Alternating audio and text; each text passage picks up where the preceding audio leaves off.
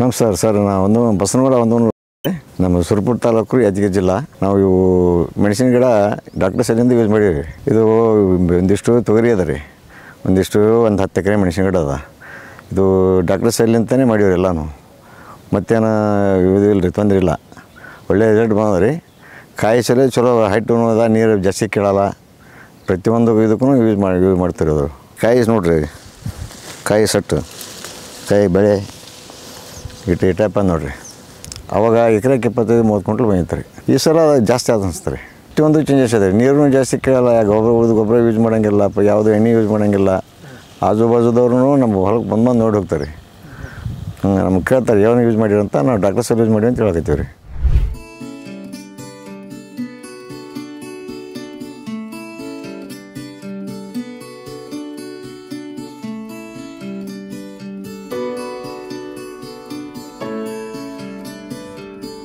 ಇದು ಡಾಕ್ಟರ್ ಸೆಲ್ಲಿಂತ ನಮಗೆ ಒಳ್ಳೆಯ ರಿಸಲ್ಟ್ ಕೊಟ್ಟದ ರೀ.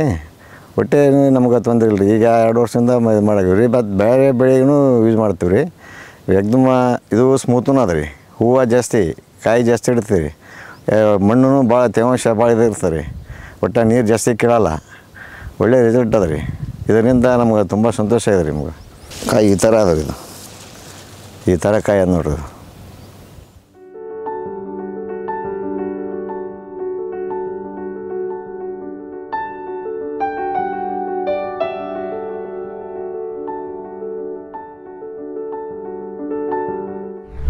ಒಳ್ಳೆಯ ಬೆಳೆ ಬರ್ತದೆ.